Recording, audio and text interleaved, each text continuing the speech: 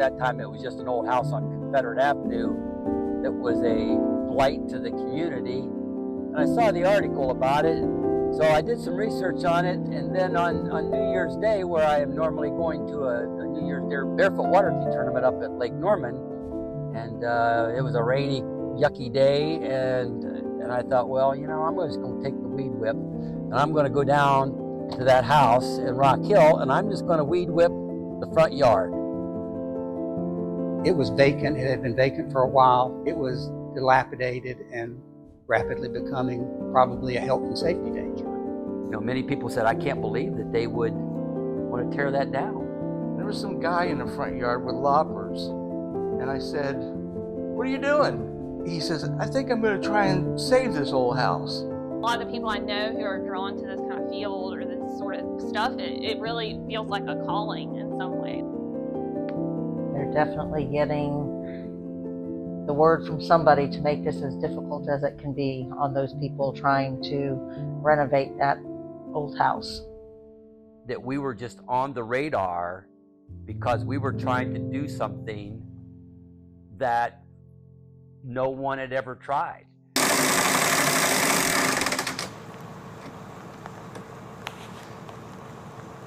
Yeah, baby. Well, as you look between the columns, they're nice and straight. When we first got here, you could see in the pictures that the vinyl siding was sagging and the structure was failing. The roof had been leaking for a long time, and there was no way to repair.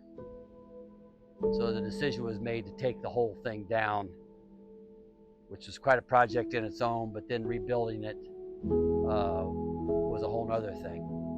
We had all the details, what the beams should look like, and so they're all created as they should be. The flooring, part of the flooring is original, part of it is new. The windows that are installed in the foundation are one of those other God things that when you bring the windows over here, they fit into the holes. You know you got something going on. But the porch was certainly a big project, but it also makes the house. And when we get these rails up on the second floor that match these with over 400 balusters, it will be something. There'll be something to maintain also. When we had that first day that I first met Russ, we went home, and then he organized a work day where a bunch of people came over from the neighborhood, worked on it. He had several work days, but one time we breached the house. I don't remember how we got in, but we found the way into the house. So we walked in around the house, Russ and I and a couple of 3 other people, and we made it down to the basement. And it was so black down there, you couldn't see your hand in front of your face. And I had my flash camera. And I said, okay, I'm going to point in this way. You guys look. And the camera would flash, and everybody would go, whoa! Unfortunately, one of the big trees in the picture that sat right here blew over in a storm and went all the way over into the park. And it took this section of this area right here, it took the wall with it down to about here. It crushed it, the water eroded it, and the wall started to lean. And then one day we get a certified letter that says that we have to repair the wall. They came in and they closed the sidewalk, and they said the wall was going to fall over and cause damage. It was a public safety issue. But the interesting thing is when you look at the wall, you see this part here, and you see these particular type joints. You see these around town, and all of a sudden they're here, and then you got the rubble wall. Not sure when it went on there. If this fell, I'm just not sure what has occurred here to give us this oddity. And we know that this was added on by the nuns because we have a picture of the nuns sitting in front of the prayer garden, and this is a wood wall. So you don't know when this was built with stone, probably later at the nuns. But if you look down at the bottom here, you see this stone with this mortar detail, and it matches this, and it matches this little wall, and it goes all the way over underneath the prayer garden to the steps. The steps have the same joint on them, but the rubble wall does not. So it's part of restoring something is trying to find hidden factors like that. He was repeatedly under pressure from the city to make improvements to the house, or that they were going to force it, condemn it, force it into demolition. And he was stubborn and resistant and would not allow that to happen. Just one thing after another. Let's try this, let's try that. And I think maybe they finally got tired of your persistence in wanting to bring the house back to life. And so they finally let up on you. And I just feel that he's now justified through all his hard work, and with God being on his side, that him and Nancy have been able to endure all this, and they're so very, very close to having the house finished now, and I'm so excited for them. We're working on this room now, so some of the nice things are covered up, that we do have pictures of them, that this was the chapel when the house was the convent from 1943 to 1960. And the nuns had closed the door and put the altar at this door. We do have a picture of that provided to us by the lady that lived across the street when she was young. She had a Browning camera, and the sisters allowed her to come into the building as far as the kitchen to take pictures. But then when we took the shag carpet up, took the tile up, we also revealed the wear lines of where the church pews all sat when this was a chapel. And those will be sealed in with a finish. This floor will not be sanded. I was requesting a picture of the era when it was a college house, and there is a picture of the band set up over on this corner for a house party in the early 80s. So you have the combination of the years separating it from the convent to the house party. It's quite a unique contrast, but it was all part of the history of this house. The house has 10 mantles, but this particular mantle in this room, this has always been like this. And some days when you're looking around and you have your flashlight and you look down in this hole with a flashlight and you see things down here, and one of them is this family photo of Dr. Fennell and his family from 1906. So of course we have to take the mantle off, and we find some other neat things. The biggest thing was probably this family photo that no one knew existed. And then of course the picture of the house back when it was in possession of the Catholic oratory or the convent. All the trees are here. The hospital is visible in the back. Even this pipe down here was visible when we got here. It also indicates that there is a exterior staircase, and this lines up with the Sanford fire maps that was available to us to look at the layout of the property. It also indicates that where there were vents, the vents were removed and the windows put in by the sisters, and the work was probably done by the guys they got out of the jailhouse to come up and help them do different projects around. From here, looking through there, and it's all finished. When it was with the Catholics, there's floor tile on it, the wallpaper and everything else. From 1960 to 1980, Mrs. Hill's boarding house, the 35 guys lived here, and $9.68 a week would get you 3 meals, a bed, and a bath. And I've been told that most of the guys worked at the nuclear plant, or they worked at the Carowinds when it was being built. And of course, someone always asks about who died in the house, and we have first-hand information that there's been 6 or 7 deaths in this house, and one of them was at the base of the staircase here, where apparently somebody fell down the steps. And then this was the doctor's bedroom, and according to the newspaper articles, he said he died at home. So if he would have died at home, this would have been his bedroom. But today we've modified the bathroom that was here, and the windows have been installed in this, but this was what we call the doctor's bedroom. And as far as have there been supernatural things happen here, I have not experienced anything personally. There are stories. There are people that say that doesn't exist. There are people that try to prove that it does exist. And so it'll be interesting to see if any of these stories come about once someone starts to live here again.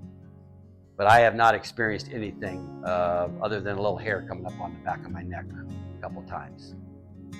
I knew a little bit about the progression of the house, but once I started diving into Dr. Fennell, and I think, I'd heard he's a great doctor, and, people know some about him locally, but once I started diving in, there were just so many stories of him being regionally recognized for his skill as a doctor. So not just in Rock Hill or this area, but even people would come from, Georgia and North Carolina to see him.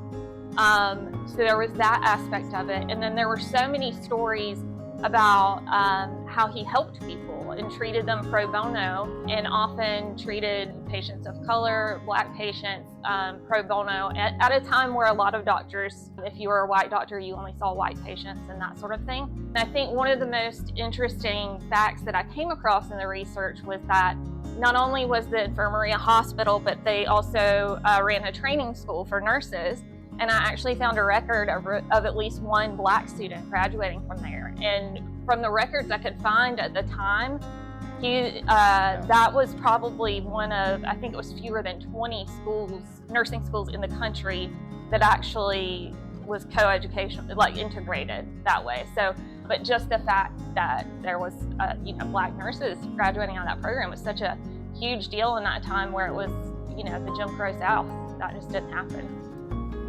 He was just an amazing human being. There are stories of him, of patients who did not have enough money to pay their medical bills. There was a patient who gave him a cow in payment. Dr. Fennell learned that cow, the milk that cow gave, was how he fed his family. He couldn't stand to see that family without their cow. And so not only did he give the man his cow back, but he gave the man and his family cows from his own herds so that they could start their own herd, so that they could feed their family. So just an amazing individual who's part of Rock Hill's history, part of the Freedom Walkway, because he was somebody who really fought for justice and equality to serve all the people of Rock Hill. There was new pine flooring over the old floor. So it was a full 3 inches, a 3/4 inch higher than everything else. And I couldn't figure out why that floor was on there. So when we took that floor up, there was the original kitchen floor, pine floorboards. And when we looked at it, it was very rough shape. And if you look at the dip in the thickness of the flooring, this occurred when the stove sat right here where the chimney that we took out. The chimney sat here, this flooring sat right here, and that wear line is from someone standing there and continuing to grind their feet on coal dust, which is what fired the old stove. This area here was the old sleeping porch. There is a sleeping porch above us, and this eventually became the kitchen as we found it. The windows in this area have been salvaged from a house that was demoed in Gastonia, North Carolina, and they were brought here and totally cleaned up, repaired, repainted, and they fit the situation. and we can go through many reasons over a period of time of what continues to egg you on to continue the project. And one of them is these windows, when you went and salvaged them for practically nothing, and you bring them here and they accommodate, they fit what you need to do. And that has occurred many times in this house. And you're thinking, okay, God, I hear you, I see you. We'll just keep moving on here. And then, of course, this room here, we've got the countertop that'll be over here, which was the original flooring. So that has been reclaimed and re-glued. There will be cabinets built underneath this as we finish off. This gorgeous sink was found up in Charlotte probably 15 years ago. And we do have the legs for it. And that will be installed as soon as we get the sheetrock put in. As we continue to try to reclaim and recycle things, this cabinet was made for another project, and that project didn't happen, but then we find out it fits exactly what we need here. And here's the top of it. The cherry top came from Ohio. That cherry has been about 45 years old, 50 years old. And then this was salvaged, an old mantle top. And this in turn becomes the backsplash for this cabinet, refrigerator here, and we just continue to try to reclaim and recycle. He's by far the best carpenter I've ever seen in my life. He fixes things for me. He did my front porch for me. You were here and did that. He took my rocking chair on the back porch that I call the God chair, and it was just about ready to fall apart. It had so many screws in it that was the only thing keeping it from falling apart, and it was still falling apart. So I took my God chair to him and I set it down, and he looked at it and he shook his head and he said, "First, you need to get the screws out."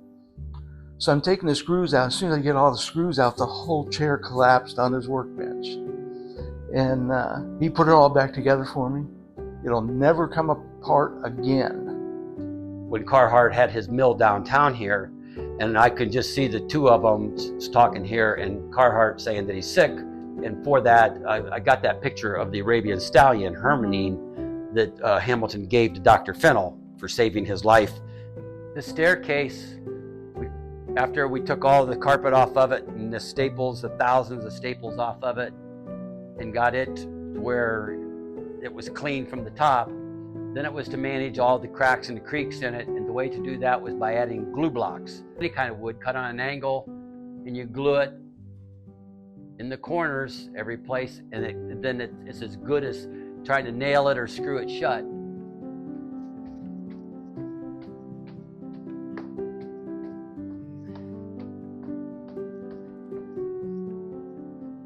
Throughout the summer, you wanted cross ventilation, which is what's happening to all the rooms in this house. Has got more than one window in it. So there would be a bed in this room, and in a hot night, you'd come in here and there wouldn't be any windows in this room.